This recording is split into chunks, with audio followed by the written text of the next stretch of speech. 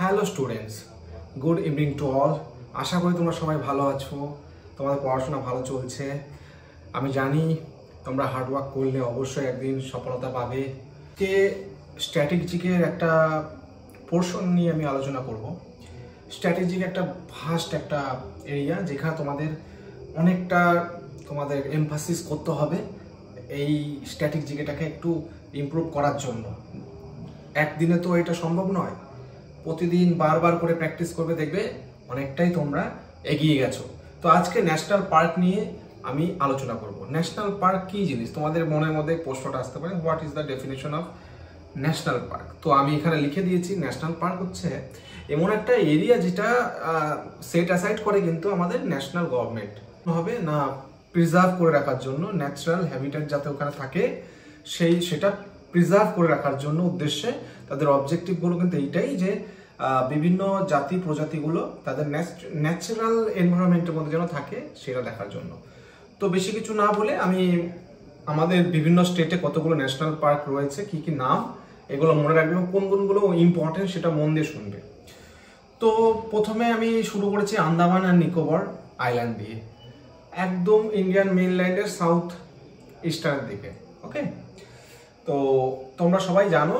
আর সব থেকে বড় কথা হচ্ছে যখন ন্যাশনাল পার্ক পড়বে বা এই জাতীয় কোনো কিছু জিওগ্রাফিক্যাল জিনিস পড়বে, তখন কিন্তু অবশ্যই ম্যাপটাকে কাজে লাগাবে। আমি একটা ডেমো দিয়েছি, জাস্ট আমি অতটা ম্যাপ আঁকতে পারি না, জাস্ট তোমাদের বোঝানোর জন্য আমি কিন্তু এখানে একটা হালকা করে একটা তোমাদের বুঝিয়ে দেবো যে এখানে ম্যাপের মাধ্যমে কীভাবে পড়তে হবে।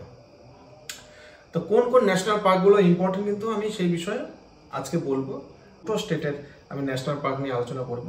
তার আগে বলে রাখি, আমাদের ন্যাশনাল পার্ক বর্তমানে রয়েছে 106+। ওকে, এরকম অ্যারাউন্ডেই রয়েছে 106+, 106খানা ন্যাশনাল পার্ক রয়েছে।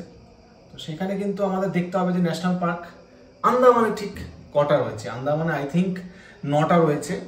আমি সেগুলোর নামগুলো বলছি এবং এর মধ্যে কোনগুলো ইম্পর্টেন্ট এটা নোট ডাউন করে রাখবে। আর ভিডিওটা বিশেষ করে আমার যে ক্লাসগুলো হচ্ছে শেয়ার করে দেবে। ওকে, তবে আমি যেটা বলি গালাথিয়া ন্যাশনাল পার্ক। কোশ্চেন যখন খুব কঠিন করবে, আননোন করবে, যেটা WBCS অনেক সময় মেন্সে দেয়, সেই লেভেলে পড়তে গেলে কিন্তু গালাথিয়া ন্যাশনাল পার্ক এটা পড়তে পারে, মিসমিয়াসও পড়তে পারে। ওকে, মহাত্মা গান্ধী ন্যাশনাল পার্ক আন্দুর যেটাকে বলা হয়, মহাত্মা গান্ধীটা কিন্তু ইম্পর্টেন্ট। কিন্তু মহাত্মা গান্ধী ন্যাশনাল পার্ক খুবই ইম্পর্টেন্ট, এটা আসে প্রায় পরীক্ষায়। তো সেটা কিন্তু আন্দামানে রয়েছে, আন্দামান নিকোবর আইল্যান্ডে রয়েছে। তো নেক্সট হচ্ছে ক্যাম্বেল বে। ক্যাম্বেল বেটা লেস ইম্পর্টেন্ট ন্যাশনাল পার্কের দিক থেকে, যদি বলে আইল্যান্ড হিসাবে তখন কিন্তু এটা ইম্পর্টেন্ট। সো এটা এইভাবে পড়তে হবে। রানী ঝাঁসি মেরিন ন্যাশনাল পার্ক, এইটার গালাথিয়া না এমন একটা, আমি তোমাকে বলে দিচ্ছি, তোমাদের বলছি, কিন্তু তোমাদের পরীক্ষা এক্সামে কিন্তু দুটোই কিন্তু যদি একটু কঠিন কোশ্চেন করে তাহলে কিন্তু আসার চান্স রয়েছে। এরপর দেখো middle button island, north button island, south button island. এই বাটন থাকলে পরেই আন্দামান নিকোবর করে দেবে। ওকে, মিডল সাউথ কোন জায়গায় ঠিক আছে আমরা দেখিনি। ধরো এই হচ্ছে আন্দামান পুরোটা, এইখান থেকে আন্দামান হচ্ছে, এই নিচেরটা হচ্ছে নিকোবর। ওকে, তো যদি বলি আমি ঠিক উপরে কোনটা রয়েছে, দেখো এখানে একটা লাইন টেনেছি, উপরে রয়েছে স্যাডেল পিক। স্যাডেল পিকটা ঠিক এই জায়গায় রয়েছে, স্যাডেল পিক ন্যাশনাল পার্ক। ভালো করে দেখো এই জায়গাটা রয়েছে। ওকে, তারপরে নেক্সট কোনটা আসছে, এটা কোথায় গেছে, নর্থ বাটন। এই যে জিনিসটা স্যাডেল পিকের পরে নর্থ বাটনের পরে মিডল বাটন চলে আসবে। ওকে, তারপর হচ্ছে সাউথ বাটনটা দেখো কোথায় আছে, সাউথ বাটন, এই যে সাউথ বাটন। ওকে, তাহলে আমরা বুঝলাম কি saddle peak, north button, middle button, south button.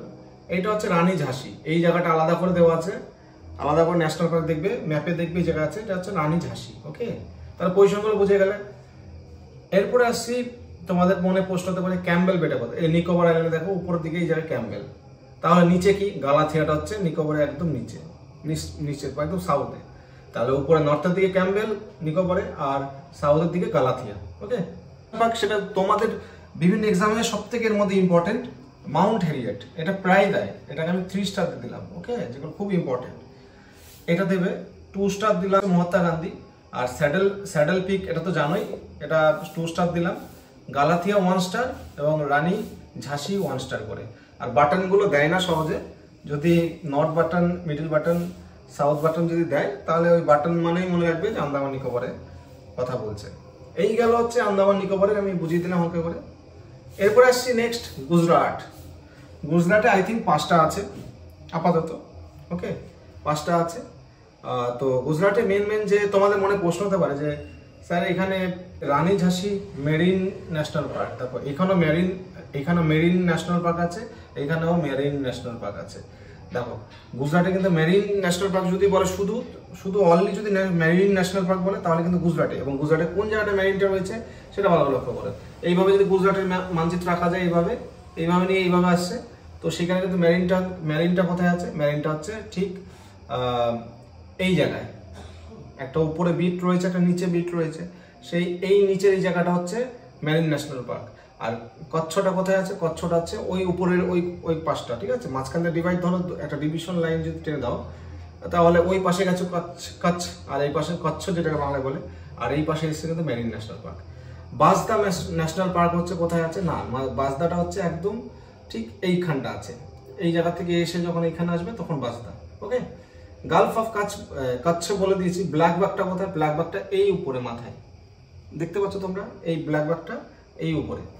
আর গির ন্যাশনাল পার্ক খুব ইম্পর্টেন্ট। লায়নের কথা শুনেছো, এশিয়াটিক লায়ন যেখানে পাওয়া যায় সেটা হচ্ছে একদম নিচে, মানে এদিক থেকে মেরিন ন্যাশনাল পার্ক, এদিক থেকে বাজদা, তার মাঝখানে হচ্ছে তোমার গির, এইভাবে ঠিক পড়বে।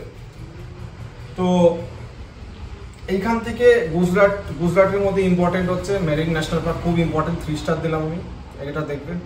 বাজদাটা ওই একই গালাথিয়ার মতন 1 স্টার, যদি কোশ্চেন টাফ করে বাজদা কিন্তু দিতে পারে। মনে রাখবে ওখানে প্রচুর বাঁশ পাওয়া যায়, এইভাবে বলবে বাজদা, ঠিক আছে? এইভাবে বাজদা মনে রাখবে।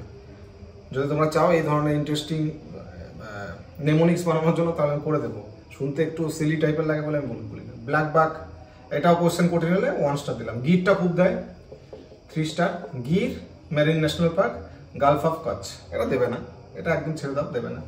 মেরিন ন্যাশনাল পার্ক, গির, এই দুটো কিন্তু 3 স্টার। আর এখান থেকে তোমাদের বলেছিলাম মাউন্ট হ্যারিয়েটটা 3 স্টার, আর একটা মহাত্মা গান্ধী ন্যাশনাল পার্ক, এটা 2 স্টার দিয়েছিলাম।